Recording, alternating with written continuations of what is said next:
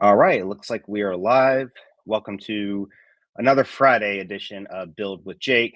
I am switching things up a little bit this week. Normally, I just kind of go straight into the conversation with my guest, but there's a lot going on behind the scenes just with this brand, kind of what I'm doing in the space. And I at least want to provide some just short updates for people who's been following along on just ways that you can get more value out of the things I'm doing, the things that people in my network are doing, and just kind of how we can all come together to grow and build in our own networks. So the first thing is after this, so we have got my live cast here with Craig Shoemaker. Later this afternoon at 3:30 p.m. Eastern time, I'm going to be co-hosting an event with Dr. Brianna Willie on it's actually a little friendly competition of Beehive versus Substack. So those are two platforms that you can use for building out your email, building out a blog, kind of like a central core point for your content production. So if you're kind of like on the fence on what kind of platform to use, I highly recommend to show up for that. It is a private event. If you're interested, just let me know. I'm happy to send you the link. So that's at 3:30 today, p.m. Eastern time. I did have my first Gravity of Web Design event it's the last Friday of every month. I just started it last month. But I will be having those every Friday. Times are going to be kind of TBD, but they'll probably be around, again, 3 to 3:30 p.m. Eastern time on Fridays, but last Friday of every month. So if you're somebody that is thinking about updating their website or building a website, or you just got questions, I highly recommend checking that out. I do have a methodology called Pull, Pull, that I use for building websites, mostly through strategy. So P for preparation, U for unification, L for the lift, and then the other L for the launch. And essentially, these calls are to just help people go through that whole process. So last Friday of every month, you do need to be subscribed to my newsletter, which is, let me pull up the banner here. Just go to buildwithjake.club to get subscribed. And and there's actually going to be, speaking of websites, a brand new buildwithjake.club website that's in process development, where I'm going to be hosting the events or registration for these events, as well as, all the articles I've been publishing. It's just going to be a cleaner space for people to go and kind of interface with what I'm doing here.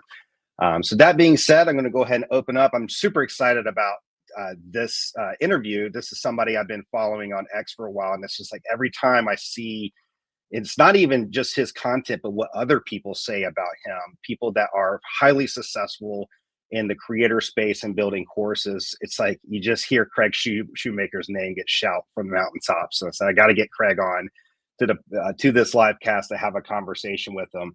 I'm really excited. I'm going to go ahead and just do a quick introduction. I'm going to bring Craig on, and we're going to talk about building profitable courses. So if you're somebody that is interested in building a course for your brand and growing your brand through course creation, that's what this conversation is about.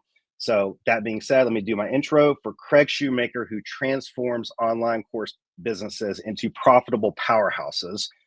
Built on a foundation of over $2 million in profits from his own courses in 25 plus years in the tech space, Craig helps others build lifestyle businesses, all without making costly mistakes of going alone. Originating as a software developer, writer, and successful course creator, Craig now coaches entrepreneurs to achieve outsized results in their lives and businesses. His varied mix of experiences puts Craig in a unique position to help his clients build businesses powered by courses customers love. And when not working with his clients, you can find Craig and his wife and 5 kids in Colorado's Front Range. And that being said, let's bring Craig on to the live cast. Craig, welcome. It's good to have you. Thank you so much. It's great to be here. Yeah, absolutely. It's we were talking, off the record before the recording about kind of how you got into course creation, and it's sometimes life just has a way of taking you down these different paths. And I'd love for you to share your story, just to kind of open with what brought you into helping people with courses. Yeah, I woke up one day without a job. I got laid off, and my first son, was 10 months old, and I had Mm. to figure out, how in the world am I going to kind of navigate this area of being able to find a new job and provide for my family. And so I got up every single day and hit my office as if I was going to work, and I read 2 books that taught me the fundamentals of software development and web development. And after building a website so I could share photos with my family, I got my first job at a financial company, and Mm, that turned out to work out way better than I thought. I mean, you talk about imposter syndrome. I'd come home every day and tell my wife, they're going to realize they made a huge mistake and send me home. But I ended up excelling there and went on to a consulting company. And mhm. through that experience, I was able to get in a position to where I could start writing for magazines and contribute to a few books and start my own technology podcast early on. And what emerged from that ability to communicate and share was this opportunity to build online courses. And so I found myself in a position where I was working with a publisher, and it was basically like the Netflix for web developers. And for a good portion of time, anybody who was learning the fundamentals of web development was watching my courses through that publisher. They made some changes to their business model and decided that they wanted to change how the contracts were situated. And so I was going to be in a position where I was making less than half the amount of money that I had for so long building these courses. So I decided, well, instead of doubling down on that, why don't I take what I've learned from podcasting, from writing, from building courses, from connecting with communities, and help other people build courses that their audiences really love, and ultimately help them build a more profitable business. I want to ask you, so around what time frame was this? And so that's a two-part question. Number one, Yeah. just for context, around what time frame was this when this all happened for you? And the follow-up question to that was, what types of people were you particularly helping when you made that transition? Mm. Just because I know there's so many people doing courses now, and I'm curious of how that evolution looked from the time you got into course creation to kind of where it's come to today. Yeah, so I started building courses probably, I don't know, 15 years ago, and Okay. did Yeah. that whole process for a really long time. I Mm, pivoted more towards my coaching business around 3 years ago, to the point to where I was able to build some relationships with people who had some successful courses, but I could just see that there were opportunities that they didn't see in order to be able to, number one, improve the quality of the course and what they're able to offer in the course, but mm, then also take a step back and say, okay, well, based off of how you're running the business, there's other opportunities that you're not fully taking advantage of, where we can increase average order value, we can increase lifetime value. I've had some people in the situation where they've been able to triple their annual revenue. It just looking at it from the lens of product plus the business really kind of gives me the opportunity to look at things kind of as a whole package. So what are they not seeing? Like I understand kind of some of the outcomes you're speaking to, but when Mhm. you were working with these folks, what was like the blind spot that you're like, hey, if you like think about it like think about it like this, or look at it over here, because you're missing out on some pretty big opportunity that if you could you know optimize over here or Right. leverage this, then it's going to create outsized results for you. Yeah. A lot of it comes down to really understanding two factors. So the first thing is, most course creators that I talk to never talk to their customers. Oh Like, they'll yeah. answer emails and they'll interface with them a little bit, but what they're not doing is they're being not being intentional about going back to them and trying to figure out, okay, why did you buy this course? What led you to a point in your life to where you decided you needed something like this? How did learning what you did through the course give you opportunities and give you the chance to do something that you didn't before? What are the new problems that have emerged for you now that you've taken this course? And basically just understanding who they're serving and where they're at in that journey. And so there the aspects of that are, okay, well, you can figure out, how can my course be better and better serve those needs? But a big part of it also is trying to understand, okay, you made a transformation after taking this course, but now where are you going next?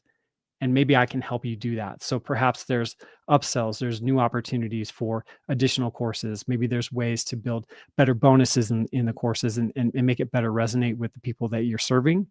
Hmm. But that's usually the first part that I start with, is guiding people down. Okay, well, let's just have some really meaningful conversations with the people that you serve and look for those bright spots and really dial in on that. Can you share a little bit about the process of because getting into data and validation, and this is Mm. something that we were talking about, nerding out on data, and like Yeah. how does the data inform your next steps? Um, what kind of, like, for people who are might be in that position right now, they have a course or maybe they're thinking about a course, um, what would be some good steps that they could take to get, and I understand like talking to your customers, but maybe we could add some color to that, is like, well, what questions Sure. should you be asking? What, Hmm. you know, what's the best way to approach people that maybe they're not even your customers, but they could be potential customers that could offer good valuable data that you could use to kind of rework or rebuild what it is that you have in your course. So or maybe there's some things that people don't even think about that could be really valuable insight into into those foundations of data and validation for what they're building. Yeah, man, I so many things come to mind. So first of all, I think have you ever heard of the book The Mom Test? No, I haven't. It's an incredibly insightful book, and the idea is that when you go to tell someone about a new business venture that you have, if Hmm. you say, "Hey, would you be interested in me doing X, Y, and Z?" and you describe the thing, they're probably going to be polite and be like, "Yeah, that sounds really cool. I would do that." Yeah. And you're not necessarily based off the questions that you ask, you're not necessarily going to get the type of outcome that you Mm. need, and not that you're engineering the situation to basically just validate what you hope to be true. The book leads you through a process in which you ask questions in such a way that you kind of help people tell stories about the problems that they have and Yeah. how you can fit into that to help them solve the problem. I'm kind Mm. of butchering the premise of the book, but it's a really good resource. And so by taking that type of a philosophy and bringing it into these conversations, you're able to figure out, okay, well, what was going on in your life before you started to look for a course? What problems were you trying to solve? What sort of issues were emerging in your life? And no one is going to put it in these terms, but you can help reframe it in the sense of what sort of transformation were you looking for? And Yeah. so by leading the conversation down that way, it begins to reveal to you some aspects of how you can interface with the people you're trying to reach a lot faster than what did you think about the course, and which was your favorite module, and all those types of things. And And so that's what you mean by the mom test, right? Like people are telling you yeah, what they think you want to hear versus what you actually yes, need to hear. Yeah. exactly, exactly. And I'll tell you one stat that I think is not irrelevant, but doesn't carry the amount of weight that most people think it does, and that's course completion rates. And, Hmm. I'm the type of person who's involved in courses all the time. I'm like a sucker for courses, right? I'll buy Yeah. courses all the time. And I've finished some and I've not finished others. And there's lots of reasons of why that's happened. And so just because someone doesn't, excuse me, finish your course doesn't necessarily mean that your course is bad. It could mean that there's something in their life that popped up that made it so Hmm. that they couldn't get through it. Maybe you did such a good job of delivering that one thing that they needed, that they really came for early on in the course, that they Hmm. went off and they ran with it and never even came back because they're busy executing on what you're doing there. Um, Yeah. and sometimes Yeah. it's that they just didn't need all of the information that you're providing, and they went through and made it work based off of the experiences they've had. And sometimes it's the shiny object syndrome. They saw something else. And so Yeah. when in terms of data and the things that you're looking at, it's really important that you hone in on the right aspects of it so that you can figure out what's really important to people. And so a big part of that is by having these types of conversations. Yeah, totally. And I'm thank you for speaking to customer success, because it is, you know, statistics have a way of like manipulating your perception of something. So like when you see, I can't remember what the completion rate is. It's something grossly small. It's like under 9% or 6% or whatever it is. Yeah. And it's like you look at that and you think, oh, well, this, you know, this is such a, like, is this actually helping people? But you make a really good point, because there are things, and I'm just reflecting on my own experiences through courses where I've gotten, you know, partially through a course, but there was value that I acquired from that partial completion that was still very applicable to what it is that I was focusing on at that time. And it's like whether I completed it or not, I still got an outcome from it. Right. But the statistic doesn't capture that. The Exactly. statistic says you did zero. You're a zero or whatever. You completed. Right. You're in the You're 0% bucket, and now we're yeah. pulling you down. And so, um, yeah, thank you for that, because that was one of my questions I had for you, and I know a lot of people. I hear it come up often in the talk of course creation is the low completion rate, Mhm. which is clearly misleading. So, Right. um, let's talk about we're talking about data validation and going in and you know being able to understand your customer. What about the person? Let's talk about readiness. It's like I'm a Mm. big advocate of readiness, and like, where's that readiness need to be for somebody who says, uh, you know, I want to start a course or I want to create a course. Are there certain things that need to be true for them to be truly ready to start a course, or does it even matter? It's like, what, you're ready when you feel like you're ready. Or do you have any thoughts on that for I readiness? do. Yeah. I mean, I think there's certain thresholds that you need to pass just so that you're in a position to where you can speak authoritatively at scale. And so Totally. I kind of put it into this sort of mindset. It's a one, then one to one, and then one to many relationship that you need to foster.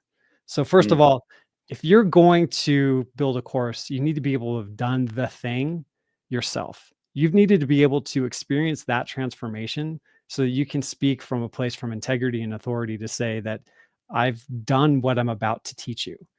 And generally, that's table stakes for anybody who's even thinking about running a course. So hmm that's usually pretty an easy thing to do. But then after that, you need to answer the question, well, okay, well, maybe this process works for me, but how do I know it works for someone else?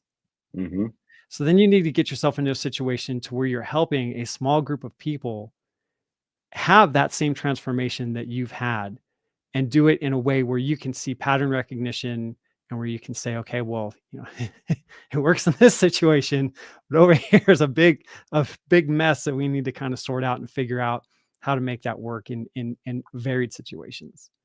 And so once you've done this for a smaller group of people, that sort of gives you the foundation to build on and say, okay, now I can see the forest for the trees and I can really go and push it to scale. And there's another really good reason to start with that smaller group, but it sounds like you had a question before I moved on. No, I just I was shaking my head of like the nuances that shows up between. It's like you got a certain thing that you're very good at, and you've done it for yourself, and then you start working with other people, and then you start understanding there's nuances between different situations and experiences. Yeah. And that's like, in my opinion, like that's where mastery starts to emerge, because you Yeah. know how to address various situations.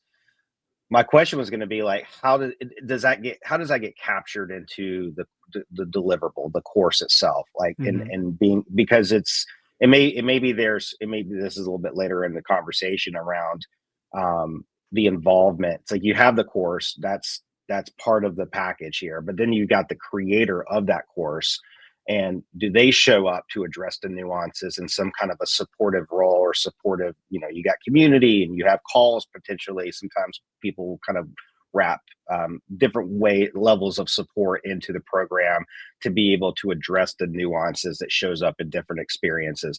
Like, what do you think about that in terms of somebody's going through a course and they're like, well, my situation, for some reason this isn't connecting, because there's that nuance, that Mhm. little side note that, hey, my situation is a little bit different, so how does the course adapt to those different situations? That makes sense what I'm trying to say. Yeah, it totally makes Yeah, sense. And yeah. so a way that you deal with that is by looking at, and I want to come back to kind of the validation efforts and what that looks like here in a minute, but a big way that you can deal with that situation is that instead of just providing your course, which this is what I tell my clients to do, is you want to create options for people. So maybe you have the core course, but then you hmm have separate tiers to where either there's a community aspect to it, maybe there's some consulting parts to it. And so people who realize either that they are the type of person who wants to get the information, but also have that more personal interaction, they have the opportunity to do that. And so, really, the only way that you can account for the variances in different people's situations is to add some sort of interactive human element to it, yeah. because passive courses are they're awesome as a course creator and someone who's done that, like being able to create a course and for years on end receive checks based off of that work. That's incredible. Hmm. But at the same time, there's something very special about being able to be in a position to where you can look someone in the eye or help a group of people within a community and be able to say, I'm going to lead you through the tall grass of being able to get from point A to point B. Yeah, yeah, that makes sense. And it allows you to. You were talking earlier about like potential upsells. Somebody buys a course and they're going through it, and hey, you know what? Maybe this makes sense for you to have that higher tier touch point where there is interaction to be able to get the result that you're after. Is Yeah. that accurate and kind of how you're thinking about it in terms of the actual offer itself? Yep. And that's I have a like a term that I use for this. I call this my motivator model. And Mm, so it's basically 10 different aspects of how you look at building your offer. And so 5 of them are investment related, and 5 of them are essentially the motivators that you add into your offer to help people see the value of what you're doing.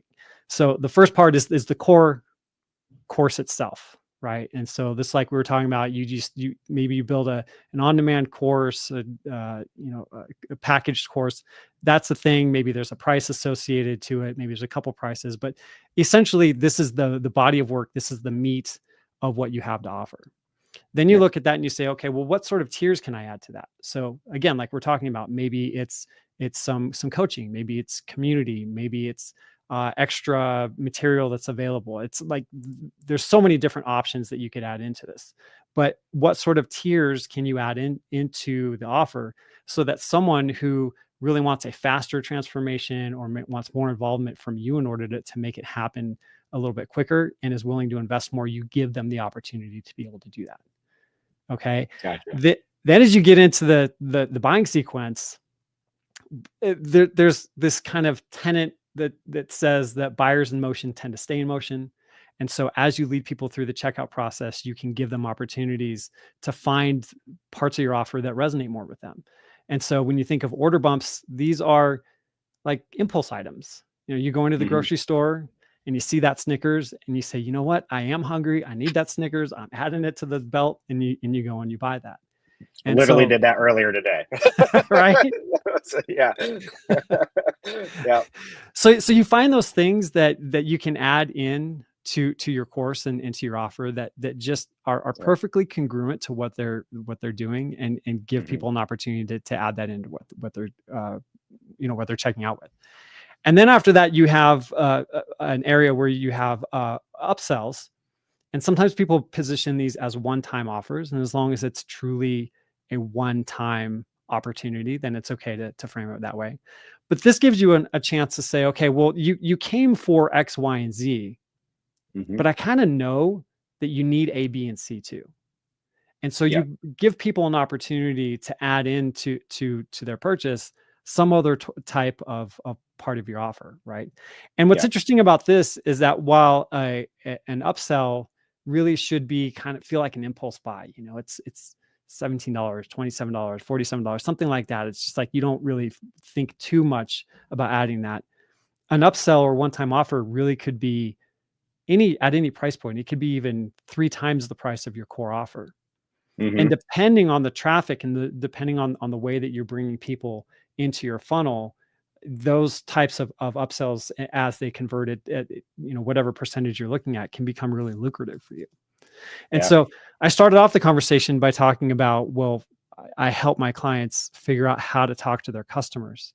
And that's one aspect of it. But it's looking at your offers through the motivator model that really tend to bring the outsized results, because that's when we're starting to see opportunities that they didn't realize were there before.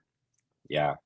And then the last bit of it is downsell. So if people go in and they don't really want any of that stuff, you're like, well, now I have this less expensive option that's available to you. And so at least we go through this process. Hopefully you're finding something that resonates with you.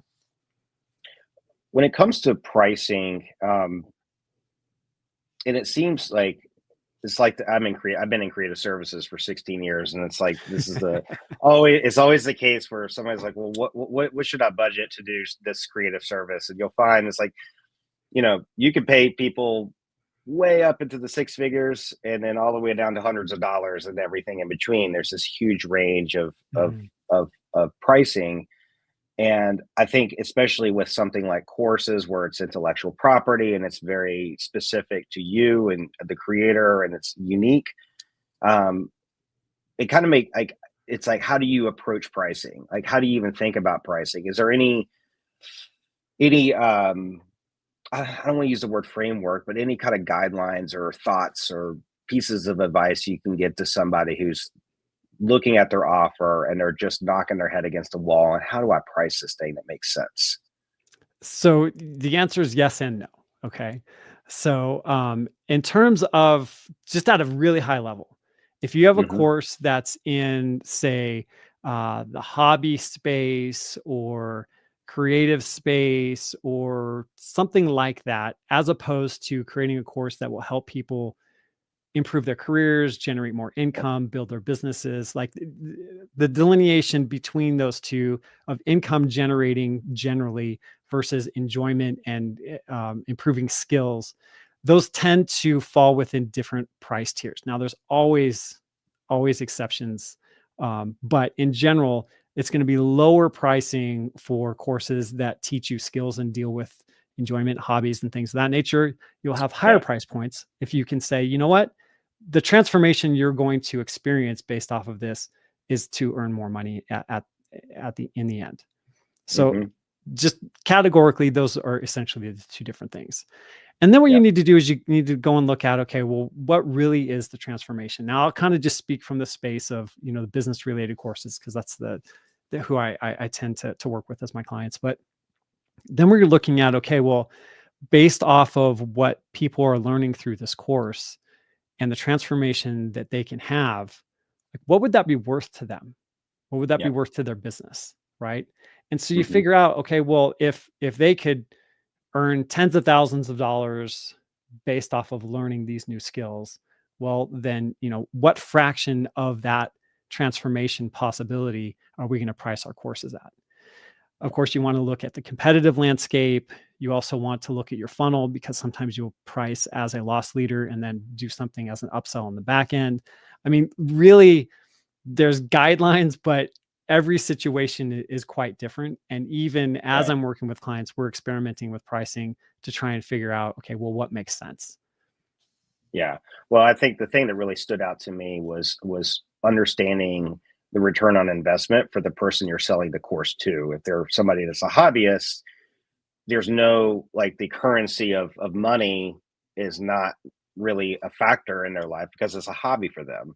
But Right. for somebody who's in a business and it's like, hey, by going through this and building the skill through this program, it's going to yield potentially thousands of dollars, tens of thousands, or whatever that dollar is, and Right. that's a great factor for at least starting with in terms of okay, how do I think about pricing for my course? Because if you're trying to sell a $2,000 course to somebody on gardening, it's probably not going to sell, right? But for It's somebody that's tough. learning, I guess you could. I mean, you might, maybe if you're Martha Stewart, maybe, Well, but if your garden's making you money, maybe you got something there. that's true. Yeah, but it's a good, that's a great way to at least start with. And of course, there's all the other stuff with pricing. Like you said, competitive landscape, and and just your own individual experience that you're creating around it in terms of what you mentioned with the funnel and so forth. So yeah, that is helpful. It's a good way to think about it because sometimes people just shoot blindly, and they'll look at how somebody else is pricing and like, all right, well, I'll Yeah. just do it like that because Well, that's how I do it. let me tell you a story there. So I was working with this one client, and he started off at a favorable price. And what I mean by that is it gave him a good amount of margin, and people Hmm. were responding to this price. They were buying his course at this price. Yeah. But then he got nervous, and he saw this bigger creator in the space selling his course for about half his price. And he thought, Mm. you know what? Maybe I'm overpriced. Maybe I should cut my price. So he went and he did all this before he started working with me. So I've been working on helping him bring his price back up. So he cut his price in half, and he kept the same amount of sales volume, but he Mm. just reduced his revenue. And so it's really an individual type of thing, and you just have to be careful as you're doing your competitive analysis to make sure that you are comparing apples to oranges, because people who operate at scale, if you Yeah. have a very large audience, then it makes sense many times for you to operate at a smaller price point, because then the economics are going to pan out to where you're just going to have the sales volume to create the higher upside for you. Yeah. Whereas oftentimes, Yeah. if you have a smaller audience, what that kind of means usually is that you're speaking to more of a niche space. Hmm. And by doing that, what you can do is you can say, okay, hey, there's not a lot of people who are going to offer you the same type of transformation that I am. And so that really comes at a little bit more of a premium price. Yeah. That's interesting. And this was somebody in a like kind of a B2B space as far as Mhm. selling to other business owners. Yeah. Yeah. Yeah. But a very niche section of business, whereas the person he was comparing himself to was much more broad. So let's talk about that as far as niche and how or the generalist versus the specialist, Mm. in terms of as a creator, how much does that matter in terms of getting results and profitability? Is it can you be more of a generalist and still have success as a course creator? If so, you know, what factor, what needs to be true for that to work, if anything? So yes, you can, absolutely. But what comes with that are certain kind of prerequisites. And so oftentimes when you're working in a general space, what you really need to do is have a lot of attention. So Yeah. that's either done through paid means, where you're running a lot of ads, or you have a large social following, or you're hitting YouTube really hard and you're getting a lot of attention there. Hmm. And so that's definitely possible. The problem we have right now is that for more general type of information, I mean, AI is just eating your lunch. Yeah. And so the value really as a course creator is to find yourself in a position to where you can speak directly to the pain points to very specific people based off of experiences that you've had and being able to navigate these waters effectively. Like I have one client, what he does is he teaches people how to buy ads for the books, independent books that they sell, or they write fiction books and they want to sell ads for their books. Hmm. And he spent hours and hours and hours in the ad platforms. He spent hundreds of thousands of dollars running ads. Like there's no way to replicate the type of Yeah. experience and the nuance that he sees in that niche based off of the general information a model has been trained on the internet. So Yeah. that gives him a chance to really speak in to those pain points very, very specifically and very powerfully. I think it was I'm trying to think of her name now. I saw a post that she made on X that makes me think of what you just mentioned. But basically what she was saying is, instead of niching down, you problem up. Hmm. And thinking about, that specific pain point or problem that you're solving for. And like the guy that you were talking about with the ads for selling the books, it's like in all of the inputs that he's put into developing mastery around that, from all the investment, the repetition in ads, it's like there's no way an AI model is going to, or any kind of generalist for that matter, is going to be able to replicate a product that can speak to the deepest nuance of what this person can, because of all of the Right. experience that they have. So, Yeah. which gives some, that gives a lot of, for anybody that gets into the fear of AI is going to take over or replace whatever the thing is I'm doing. It's like, just remember all of the deep experiences that you have in your craft. And it's really hard to compete against that, with anything, I think, And I think a right? part of the aspect that most people aren't really talking about is that AI is going to give you all the information, right? Hmm. But what I found through my coaching experiences and even what I found in the courses that I've built, that oftentimes it's really important for you to speak to mindset issues in Yeah. conjunction with the facts part of it. And so Hmm. when I'm working with my clients, I mean, pricing and imposter syndrome and working through all these things really come down to the mental obstacles that we put in front of ourselves. when it Yeah. comes down to building an online course. Like what I needed with my web development course, I needed someone to believe that when they pressed play, that they, even if they'd never written a line of code before, by the time they got done with this course, they were going to be able to build a website and consider themselves a web developer. Because if they didn't have that confidence, Hmm. helping push them through the transformation, that's where you can get stuck and you can kind of lose steam. Yeah. And so, unless we train the models how to get really good at understanding our emotional intelligence, that's kind of the corner of the area that we'll always have that's better than just asking a chatbot to list out the 10 steps to do X, Y, and Z. Yeah. Yeah. 100%. Yeah. That's a great way of phrasing it too. With mindsets, like it's like, what's your biggest challenge or your biggest struggle? You hear that question. It's like, it's you. Most of the It time it's really you. And is. Yeah. you're really the one that's kind of like the problem here, or how you're thinking about it and your mindset around it. So I want to shift into just content and thinking about the approach to content for a course. So I guess just, yeah, give me your thoughts around that. Like when it comes to, I've had conversations with people that really feel like that they need a high level professional video production to kind of embed into the course. And then I have people that go, nah, just put me on a Loom recording and let me speak. Like, what are your thoughts on that? What works with content? What do you feel like is a good balance between production quality versus output? Like, how do you see the content process for course creation? So Ali Abdaal and Justin Welch, I don't know if you're Hmm. familiar with Yeah. these two gentlemen. They're both Hmm. millionaires. If you go to an Ali Abdaal course or watch his YouTube videos, really high production value, Hmm. just well dialed in. It's just an enjoyable experience to watch. You go to Justin Welch's courses, and no knock against Justin. I've taken his courses. I've learned a ton from him and I love it.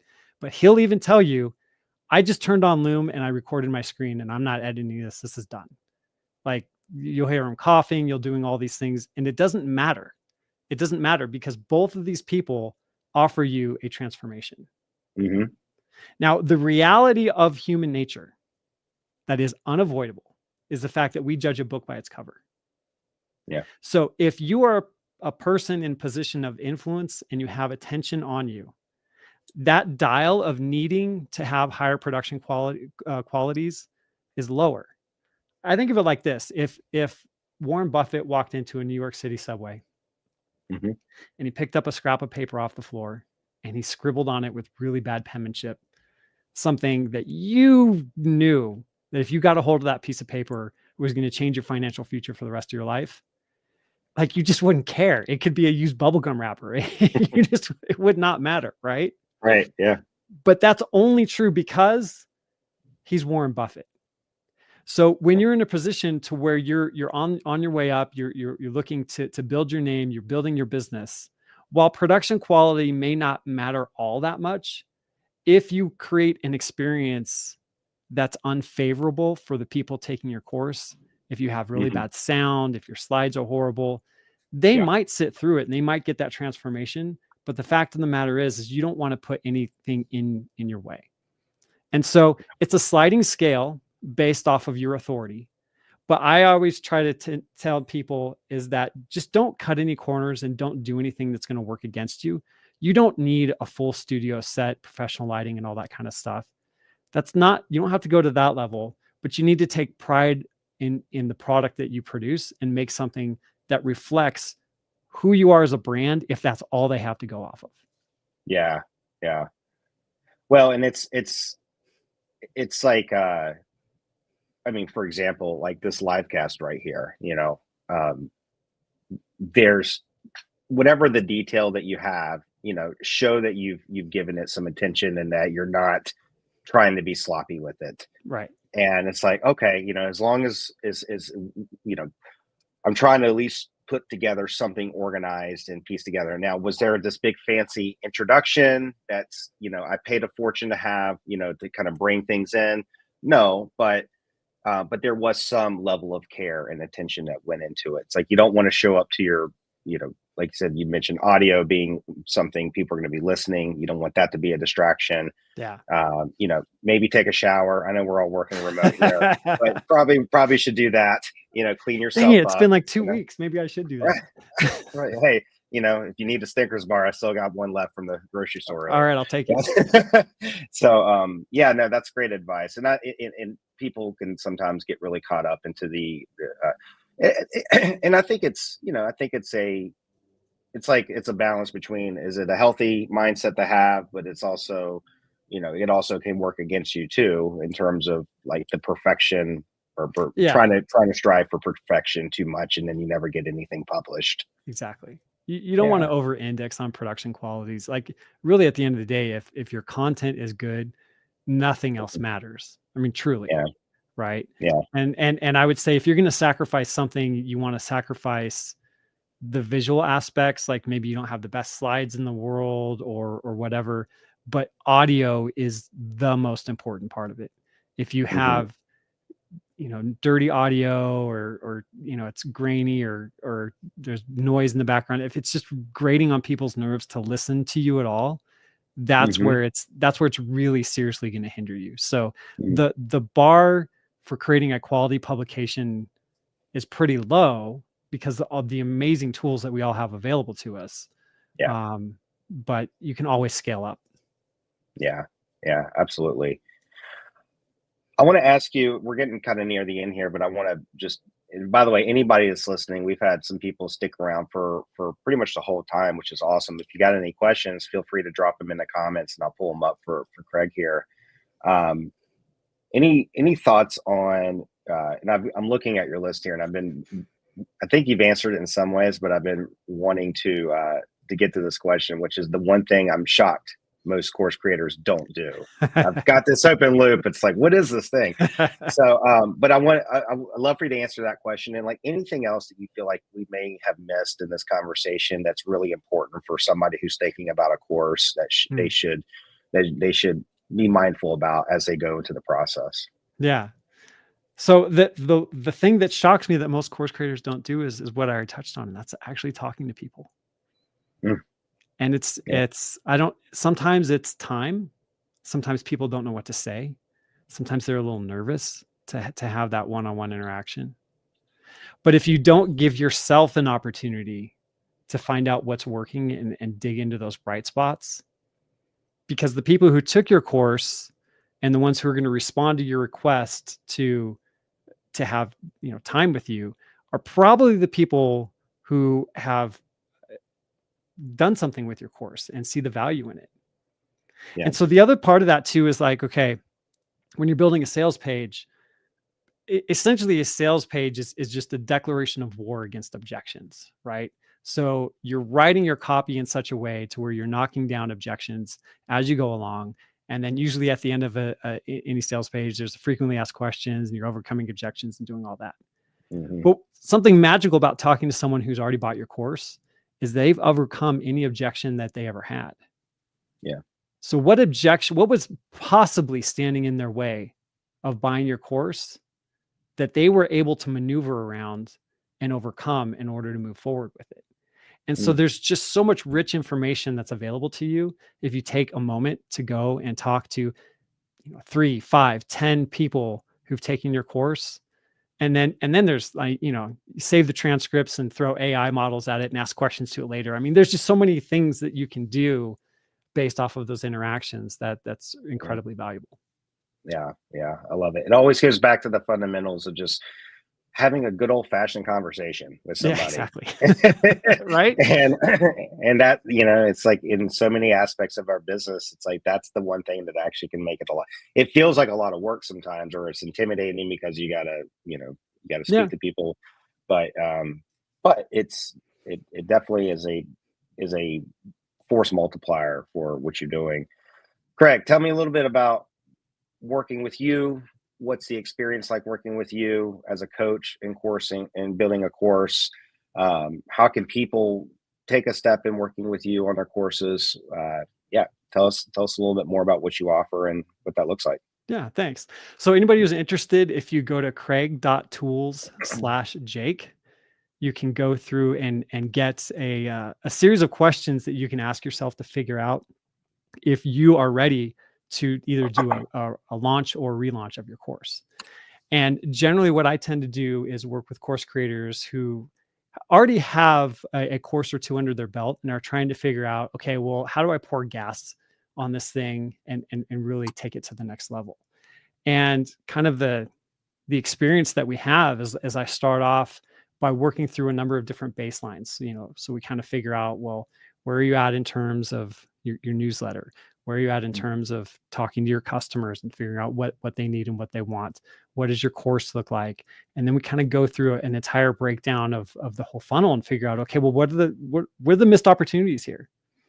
How can we find ways for you to make more money without even necessarily having to scale in terms of bringing more people into your world? But like, okay, if you have a steady flow of people buying your courses, well, how can we increase the average order value of those transactions? And oftentimes, and it's also evaluating what kind of launch model you need to use. So I have a couple clients who are on an evergreen model, and I have a couple clients who are, right now are working through different launches. And that it's interesting how the disciplines overlap between the two, because even if you have an evergreen course, you want to kind of be in a hybrid launch model type of situation, because another key aspect that sometimes tends to get lost is the fact that people need a reason to make a purchase. And so if you don't provide those reasons and you don't give opportunities for creating a compelling case for being able to have that transformation, you'll miss out on all kinds of sales. And so then it just becomes a working relationship trying to figure out, okay, I need to make this decision. How are we going to make the best call in this situation? And so, yeah, it's quite a privilege to be able to work with the businesses that I've been able to. Yeah, and you've worked with some pretty awesome creators too. Like I know Kieran is a client of yours, and John, I can't pronounce his last name, Brosio, I believe. John Brosio, yeah. Yeah. Yeah. Just so I get that link right, you say Craig.tools/Jake. Is that right? Correct. Yep. Okay, cool. I wanted to put that up on the screen there. So Craig.tools/Jake. Go there, check out what you have to offer. It sounds amazing for people that are interested in working on their courses and getting started. Can't think of a better guy than you, Greg, to help them out and work through that process. So that's all we have for you today, Craig. Thank you so much. I really appreciate your time. You've just offered such a wealth of information. I've definitely, not only have I learned some things, but you also have shifted some beliefs that I had going into the conversation about courses that have been really helpful, specifically around the success rate and how to think about that. So it's rare that, I get somebody to shift my beliefs on things, but you definitely did it today. So I'm glad to hear that. I want to give you the appreciation there, because it's so important that you connect with people that, show new perspectives and ways to think about things and that you may not have considered before. So very helpful there. That being said, we're going to go ahead and wrap up. Everybody that's been listening, watching live, we're here on LinkedIn, YouTube, as well as X. Eventually, when I decide to grow my Facebook enough, then I will have it streamed to Facebook. But right now, we got those 3 platforms. So we're going to go ahead and wrap up. And we'll see you next Friday. Thanks, everybody. Craig, thanks for being here. Appreciate all your time. Thank you. Appreciate it.